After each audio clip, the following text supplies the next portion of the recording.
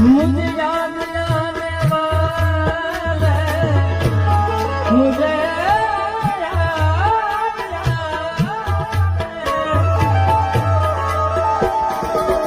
मुझे याद आने वाले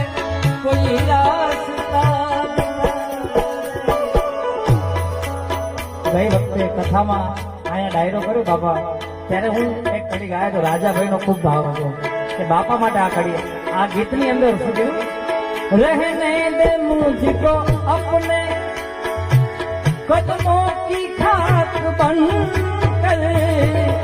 रहने दे मुझको